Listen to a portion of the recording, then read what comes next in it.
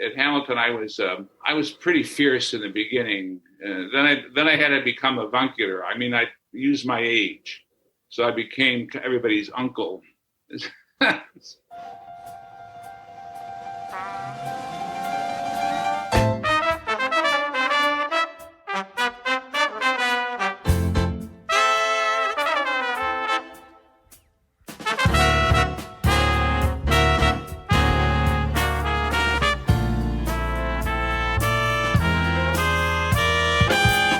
Dave Bolger here, and welcome to Had I Known, an exploration of the Hamilton College experience. This week's guest is Professor Carl Rubino.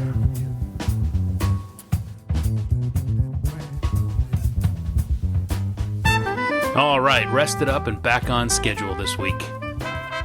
If you were looking for the podcast last Sunday and you couldn't find it, I apologize, but we're back on schedule this week. Although last week was a good one, though, wasn't it? It was fun to catch up with Adam Hirschfield last week.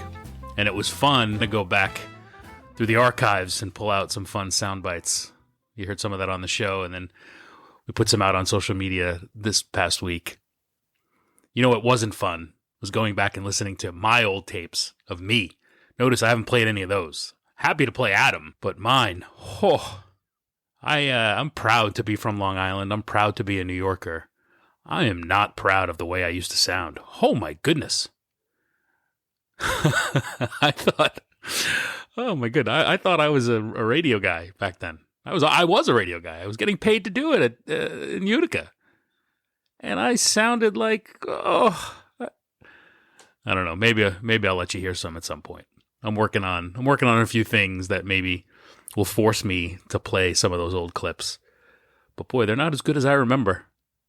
I think maybe that's true of a lot of things. We're not as good, or we weren't as good as we remember. Whew. If you want me to share some of those clips, if you want to hear my Long Island accent, let us know on social media, Had I Known Show, or drop us a line, hadiknownshow@gmail.com. Let us know what you think. Or maybe you don't want to hear it. You don't want me to abuse your ears. Drop us a line anyway. And if you want to hear that conversation with Adam Hirschfield, hadiknown.buzzsprout.com. Again, hadiknown.buzzsprout.com. Or you can get the show wherever you get your podcasts. And if you're listening to the show on your favorite podcast platform, be sure to follow us, like us, subscribe, and drop a review while you're at it. Give us some love. Love the show, and it'll love you back. I promise. I was nervous to talk to this week's guest, partially because even all these years later, I still go into student mode and feel like I'm walking into a professor's office if I'm going to talk to a faculty member. I feel like I'm being judged. I'm afraid if I say the wrong thing, it'll hurt my grade. And then, in particular, this week's guest, Professor Carl Rubino, the Winslow Professor of Classics Emeritus, the pressure was even higher. I was even more nervous because, well, my recollection of having him as a student back in the 90s was the guy was intense. He was intimidating. And he did not suffer fools gladly. So I was a little nervous. But it turns out I had nothing to worry about. It was an enjoyable conversation. It was fun to talk to him about his path to Hamilton, his experience on campus, his studies of Alexander Hamilton, and a few stories that validate the fear I had of him when I had him as a student in the 90s. Now, I do want to point out that I recorded this conversation with Professor Rubino many months ago, way before the recent research published by museum interpreter Jesse Serafilippi, which surfaced new evidence which seems to prove that Alexander Hamilton was actively involved in the slave trade. So you won't hear us talk about that research in particular, but we do get into Hamilton's murky history as it relates to slavery. So sit up, pay attention, definitely don't read the newspaper, and enjoy my conversation with Professor Carl Rubino. How are you doing? I'm doing well. Good to see you. I must admit I don't recognize you at all. Well, I have a lot less hair, and I still have my hair, actually. You do? You look great. Yeah. I You look don't. great. I look. Great. There's a dot after it for my age. No, not at all. At any age. At any age. How old are I you now? I'm sorry. How old are you? I'm 43. Yeah, that's young. I appreciate that. As I mentioned in my note, it's a very fond memory I have of taking a class with you, and as I mentioned to you, it was absolutely I recognized I was an unremarkable student. However, there was something about that class, and I don't know if you had done this in all of your classes, but I want to say it was sometime around the mid semester. You had everybody do a self evaluation of how things were progressing in the class, I don't and remember that. I don't know if it was you were unhappy with how the class was going, but my recollection of that class was, and part of the reason why I probably was unremarkable is if my BS detector goes high pretty quickly and my brain shuts off. And I remember a lot of students in that class talking to hear themselves talk, and Yes. I would not participate. And you had asked us to write how we felt we were contributing to the class. And I was brutally honest and said, I've contributed nothing to this class. And you and I met, and you said something to me like, to the effect of, you're the only one who was honest in the class. And I think from then on in, I could do no wrong in your eyes because I was the only honest one in the class because I didn't do anything. I'm afraid I don't remember it at all. So, but it sounds true. Sounds like something I would say. So. Yes, and that was one of the things I always appreciated about you was your yes, exactly right. Yes, exactly. So this show is an exploration of the Hamilton experience, and clearly for a lot of people you're a big part of it, because as I solicited input from folks on who I should talk to, your name has come up routinely as someone who is a positive element of their experience because of your candor, because of the way you ran a classroom. So I'm curious to get into with you kind of your view of the Hamilton experience. And I guess that starts with how you got to Hamilton. I taught for many years at the University of Texas in Austin from 1971 to 88. Then things went bad there for a variety of reasons. And so I got tenure and, I left. I went to St. John's and Annapolis, but my wife at the time was living in California. And so we were commuting. Hamilton offered us a job, and so in the same place, and so we took it. And I never regretted coming there, although I missed graduate students. I had some very good graduate students at Texas. And aside from that, I never missed Texas. So Austin's Hamilton. Yeah, well, Austin's quite different than Clinton, New York. Yeah. When I went to Austin, there were 190,000 people there and no bars. Oh, yeah. And when I left, it was very different. Very different, and it continues to change. I go to Austin regularly for work, and I think it changes every year. Yeah, the last time I went there, they have a new airport now. The Bergstrom Air Force Base has been converted to an airport.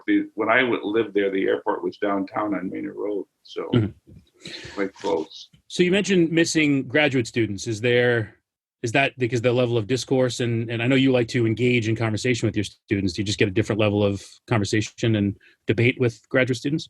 Graduate students were different because they really become part of your life, whereas undergraduates, after they leave, if they go to graduate school, they become part of the graduate program that they're in, and they tend to forget you. So Hamilton was peculiar that way.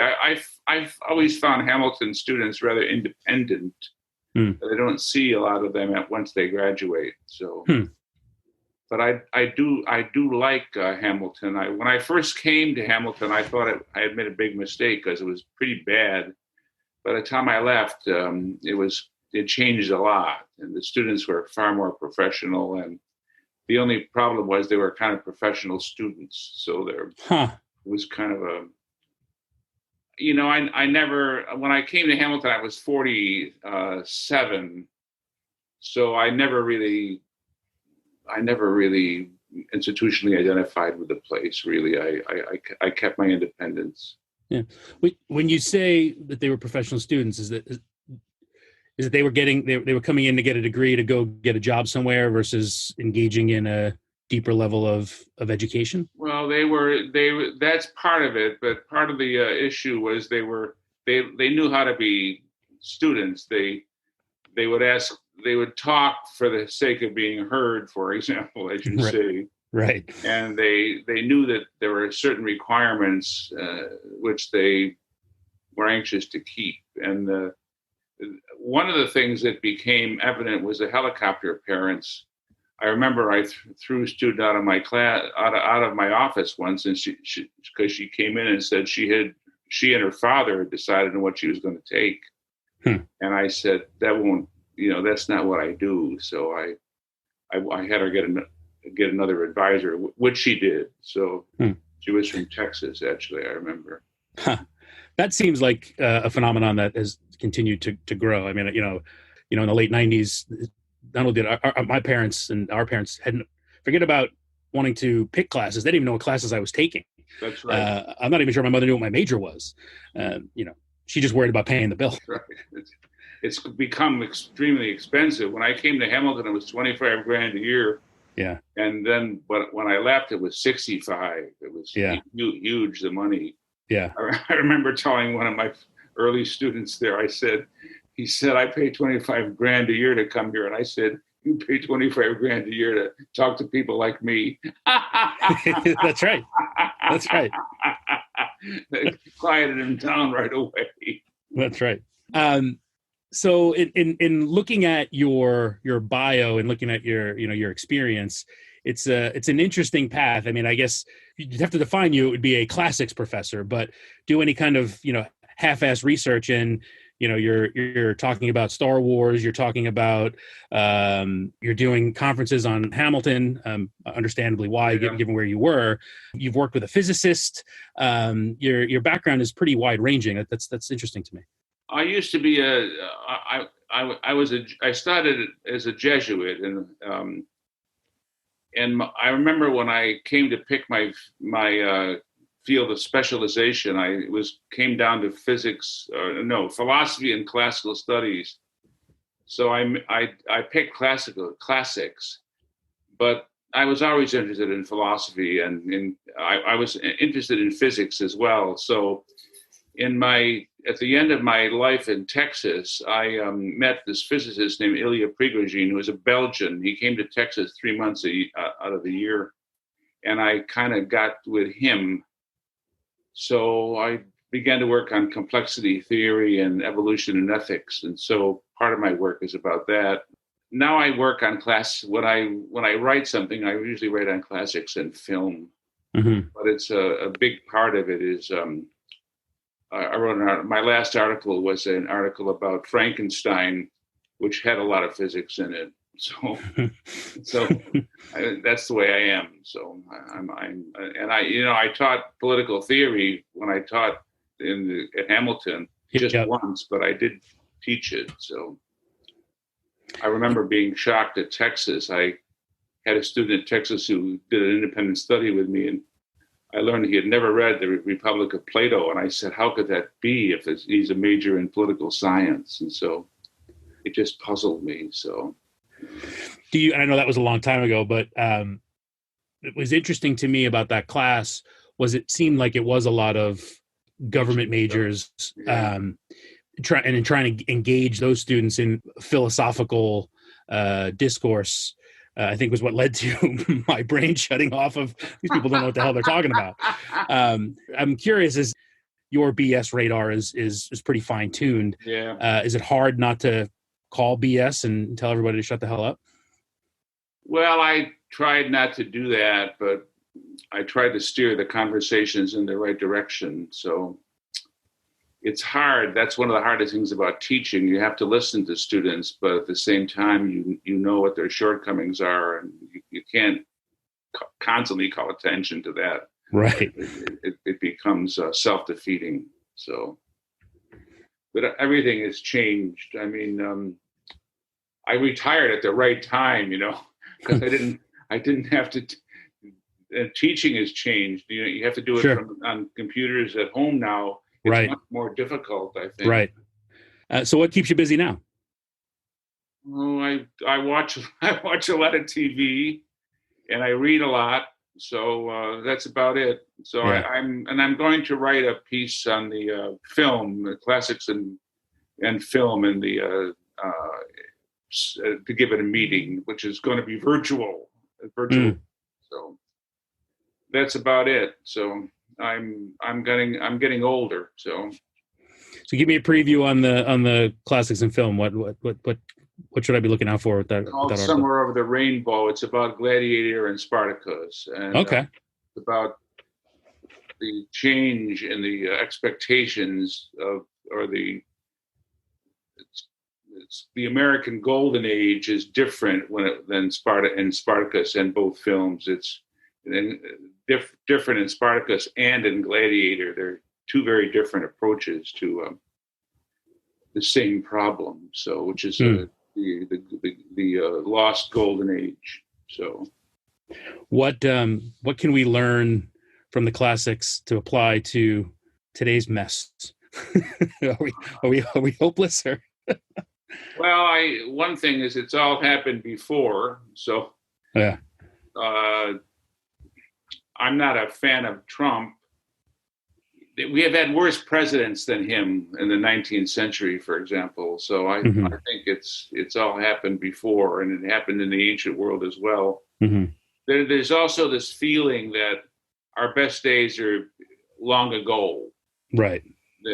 So that's one of the themes of this paper. Somewhere over the rainbow, as our dreams are receding. They're not real anymore. They're impossible to achieve. Gladiator takes a more contemporary point of view that the disease is within us. Whereas Spartacus, it seems to be outside of us. It's conquerable.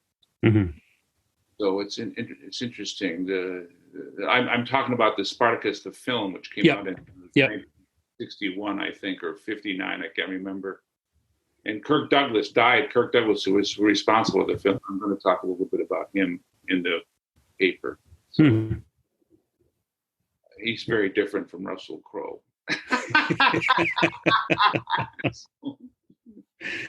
And he turned in at the end of his life. He became a observant Jew. So he was born in Amsterdam, New York. His name was Isur Danielovich, something. Dembski, or something like that. His father and both his parents were Russian immigrants, Russian Jewish immigrants, and so he made it in Hollywood. He became a big movie star. So. Sure did. And then raised another one. That's right, Michael Douglas. So I always thought that Kirk might outlive Michael, but that didn't happen. He tried. He almost got there. He was 100 when he died. Yeah. I hope I make it that far. So another film that's making a lot of noise right now is the film version of the Broadway play Hamilton. Yeah. And I know I haven't seen that. I just got on the Disney Channel and bought into it, so we're going to watch it tomorrow night. Okay. He came here. Joan Stewart brought him here. Before he became famous, he sang two songs from the Hamilton play. Which he was in the process of writing, and I kind of liked it. But I'm not a fan of rap music, so I've never seen the play, but I'm about to see it. Any bias you may have against that sort of music goes away pretty quickly, and you realize it is steeped in musical theater. There are references to classic musical theater throughout a lot of it, and a lot of it is rhymed and paced like rap music, but it is not. You're not watching a rap concert by any means. I wasn't that impressed when he came, that's before he became really famous and had this huge success. Yeah. He's since won a MacArthur Fellowship and all that. So he's a big deal. He's a genius, as it were. So. He absolutely is. Well, I'll be curious to hear your thoughts on it, because it's obviously getting a lot of attention again. And I think given the environment that's going on, there's more scrutiny on what he got right and got wrong in his adaptation of it, and what, how we should think about the founding fathers. As someone who I know who's been a bit of a scholar as it relates to Alexander Hamilton. Ron Chernow, Rich. So Chernow was on the bestseller list. The Hamilton book was on the bestseller list. It reappeared. Yeah, it was on there for years because of the play. Miranda did use Chernow. Yeah. So he writes books that get longer and longer. I carried that book, the hardcover book, around in my work bag for the better part of a year, and I think my spine is still out of whack because of it. I read the biography of Grant, which was even longer. So I think he wrote a book about George Washington in between too. So I don't remember. So I like the Hamilton book. We use it as I taught this course both by myself and together with Frank Anacarico from government, and we ended up using the Chernow book. The idea was to read Cicero, Jefferson, and Hamilton in that order, but then read a bio first and then read their own words. The Library of America has a good collection of Jefferson and also of Hamilton. So that book and certainly the musical takes the stance that he's a forgotten founding father and shouldn't be.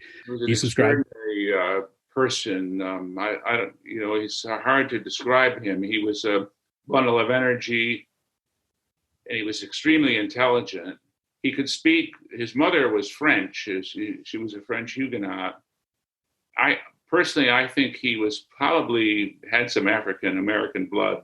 And via his mother.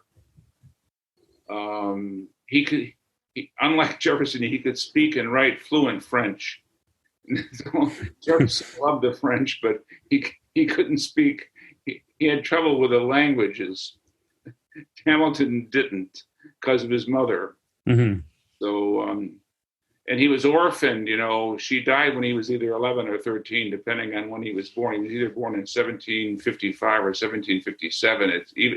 It's at the start of his life. There's this enigma right away, and there's some scholar in the South of the United States has been writing articles claiming Hamilton was Jewish. I don't know about that, but he's been used by just about everybody. There's this conservative organization called Hamilton. They have the Alexander Hamilton Center at Hamilton, for example, is conservative.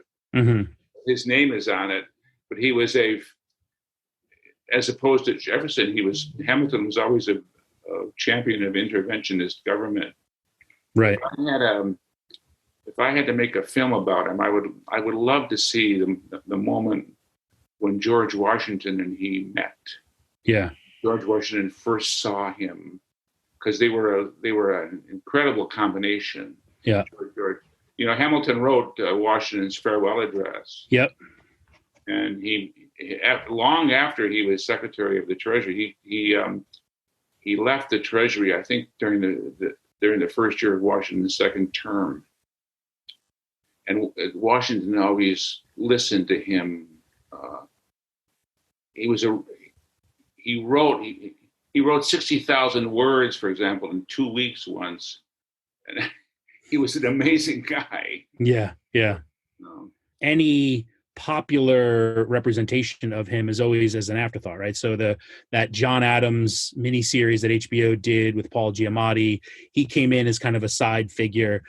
So it's John interesting Adams did not like Hamilton. Yeah, no, not at all. Yeah, and vice versa. Creole bastard once, and his wife said that people like him are. I think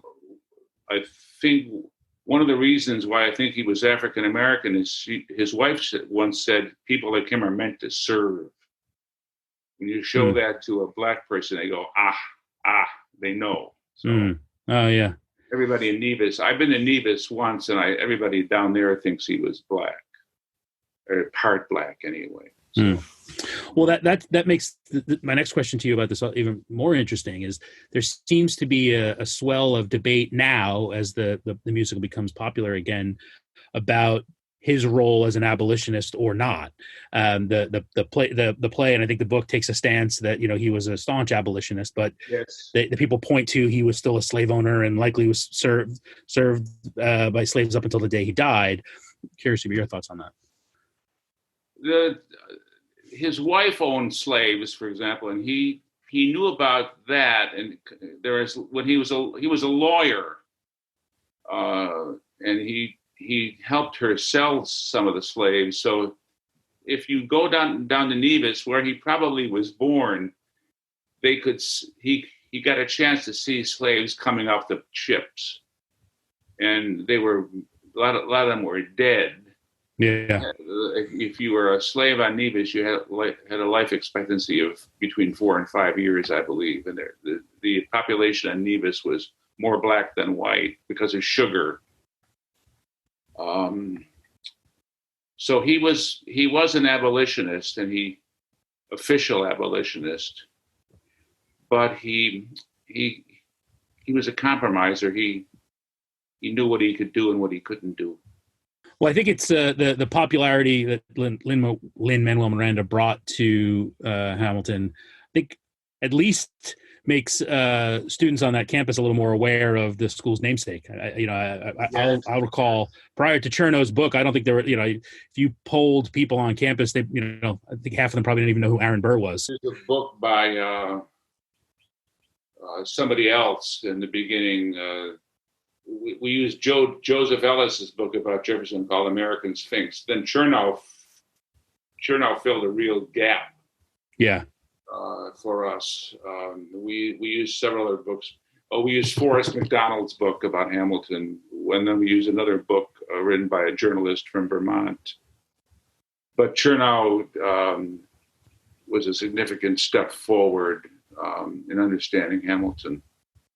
Yeah, and Miranda used Cherno. Miranda really admires Hamilton. So, yeah. In the meantime, I think Hamilton has dropped off the face of the earth again, because nobody pays. He doesn't get the amount of attention he really deserves. The interesting part of Joe Ellis's book on Jefferson, called American Sphinx, is how Jefferson appeals to everybody, whereas Hamilton is the same, but he hasn't got the amount of attention that Jefferson has. Everybody knows who Jefferson is. Orlando Patterson once said he wrote one important paragraph. He's the Declaration of Independence. He's much too well known because of it. So Jefferson was also a lawyer, and they were natural enemies. So if you go to Monticello, there's a thing of Jefferson and Hamilton right by the front door, but they were enemies. So Hamilton cooperated with Madison on the Constitution. Jefferson lived in Paris at the time. Yep. But Madison moved closer to Jefferson in later life. So yeah, away from Hamilton.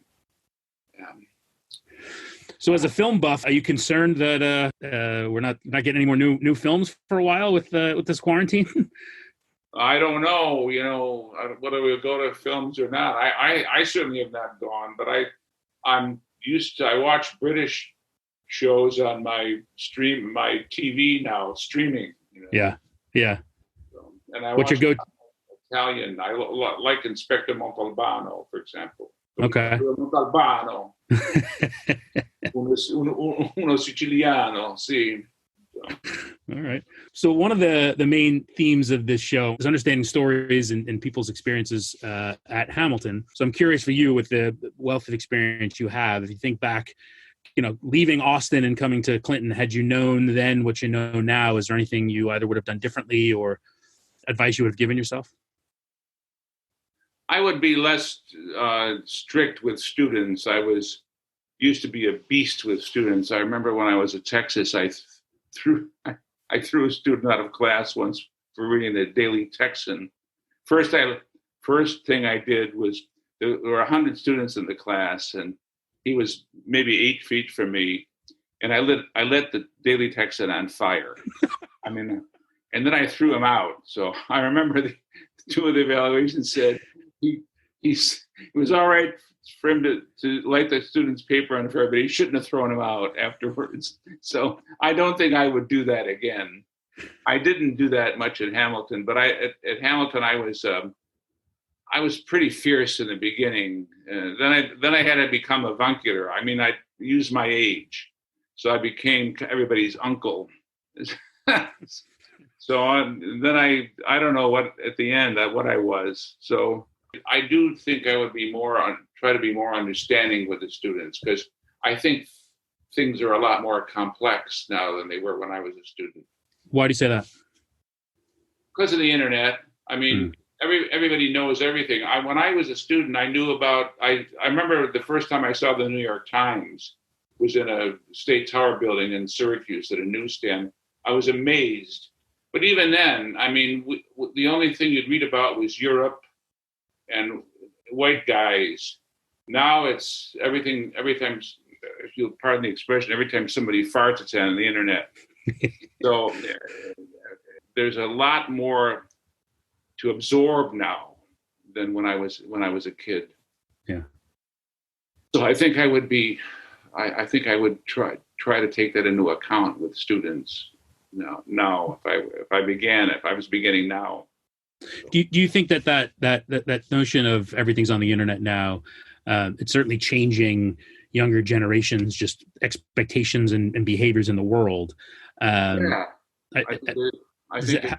I mean, what does that do to teaching? I mean, the expectation that a student comes in, either A, they think they know everything, or B, so a teacher like you who, would command respect and attention and throw somebody out for reading the newspaper, you would pull something like you talked about setting a newspaper on fire, 50 phones would come out and record that, and, you'd be an internet sensation. Trouble. So I think that, for example, I mean, Facebook has made everything simple. You can look everything up on Facebook now, and it's pretty good. And when I look at Facebook from when I know what they're talking about, they make small mistakes, but not really big ones. So you can you have access to this information by pressing a button on the computer. We didn't have that. I mean, it was books. You had to get a book, and you had to spend time in the library. Now it's all changed. You and I are speaking on would be unknown 20 years ago. Right. Any other things we didn't cover as it relates to your time at Hamilton, or your views on what the Hamilton experience is like?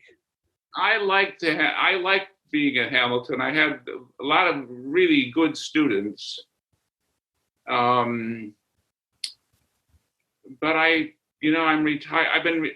Hamilton is not particularly good with retired people, so I don't go to the college anymore. I miss that part of it. So, but they haven't learned how to deal with retirement yet. They're starting to, because there are a lot of people retiring now. I think the year my wife. There were 12 people retired in 1 year, so wow. After I did. So there are a lot of retirements, and so they haven't learned how to deal with that yet. And what is that? It's an out of sight, out of mind sort of thing, is once you've retired. Yeah, which is interesting. You would think there's a wealth of experience to tap into for. They don't seem to have any idea of it, and they don't use us as much as they could. But I did like the time at Hamilton. It was a nice place to work. It was, and it was more high class than I thought it would be. I had everything I needed.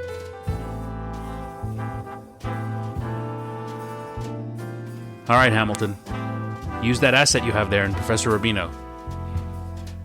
He's ready. So I did hear from Professor Rubino after he watched the musical, and I can report that he and his wife loved it, although he wishes they had spent more time on Hamilton's youth. So, there you go. My thanks to Professor Rubino for joining us this week, and my thanks to you for listening.